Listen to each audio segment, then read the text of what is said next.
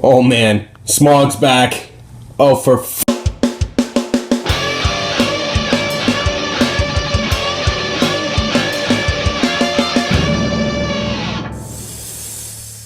Hey!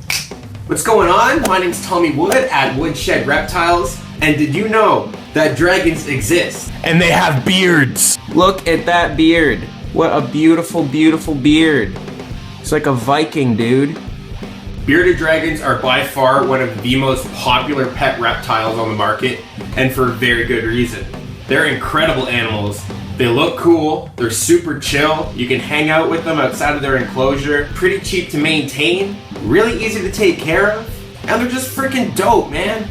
There are about 8 different species of bearded dragon, but the one that you'll find in captivity is the central bearded dragon, also known as Pagona vitiscens. Bearded dragons come from Australia, and they're rather mild-tempered lizards. They get big enough that they're easy to handle, because handling smaller lizards, such as even a crested gecko, can be a little bit cantankerous as they love to jump around, they're super fast, and they're little, you don't want to hurt them if you're grabbing them. But bearded dragons are at a really nice size where you can just kind of hang out with them.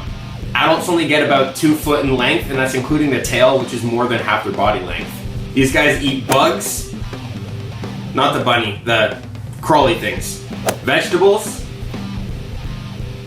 fruits as well, and there's even things on the market available like bearded dragon diet, which are essentially just dried food, almost like you'd feed your cat or your dog. Bearded dragons require a little bit extra calcium and vitamin D3, so for that, when you're feeding them, you get this stuff here. This only cost me, I think, $5, and this lasts a pretty decent time. And I use Reptivite as well, which is a multivitamin. So you just take this stuff, which is just a powder, put it in a plastic bag with the feeder insects, shake them around, get them all dusty and looking like they're covered in icing sugar. And these guys love it. Ain't that right, Abby? Yeah. Oh, you're so pretty, honey.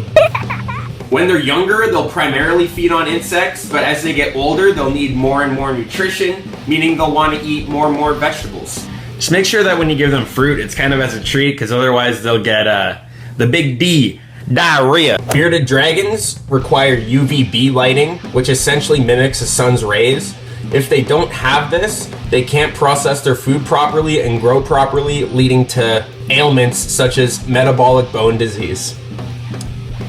They also need a heat lamp with a basking spot that's about 6 inches from the heat lamp itself. This basking spot needs to be at around 100 degrees Fahrenheit, as these guys are desert species. One of the biggest and most long-standing debates with bearded dragon keepers is to sand or not to sand. I choose not to sand. Personally, I'm not saying that sand is an awful option for your bearded dragon. When they are younger, I do recommend not keeping them on sand, as that can stick to the food that they're eating. Then they ingest that sand and they become impacted, which is just a fancy word for constipated, which can lead to other health risks. If they get too impacted, it can actually pinch nerves in their body, which can stop some of their limbs from working. It may not be the prettiest option, but the most practical option. I use paper towel for my bearded dragon, Abby, as it's easier for them to walk on. It's absorbent, so when they do make a mess, like speak of the devil, there's a big steamer. Thanks, dude. It's really easy to clean up, and there's no risk of impaction. Another downside to sand is that no matter how much you spot clean it, there's gonna be little pieces of pee and poo left behind, and it is gonna stink, and you're gonna have to change it so often, and it gets expensive. And also, if you need to move the terrarium around, that adds a lot of weight to the enclosure.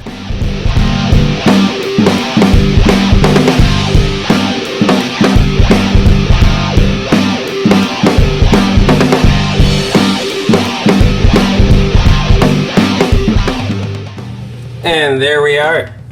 No more mess. Super cheap. Super easy.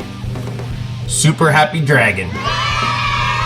I house Abby in a 40-gallon long terrarium. It's got these nice doors here for easy access, easy cleaning. And even sometimes if I set up a little ramp, I can get Abby to kind of just come out on his own, which is super fun. Now with the hatchling bearded dragon, you're gonna wanna keep them in small enclosures and upsize them as they grow. Because if you put a small lizard in a big enclosure, it can get overwhelmed and scared, and we don't want that happening. So I hope you learned something about these living, breathing dragons. Super cool animals, super gorgeous animals. So gorgeous, you'll want to get them tattooed on you. I love these animals so much. Bearded dragon was my first pet reptile, and I can never go back. Thanks for watching. Stick around for more. Peace!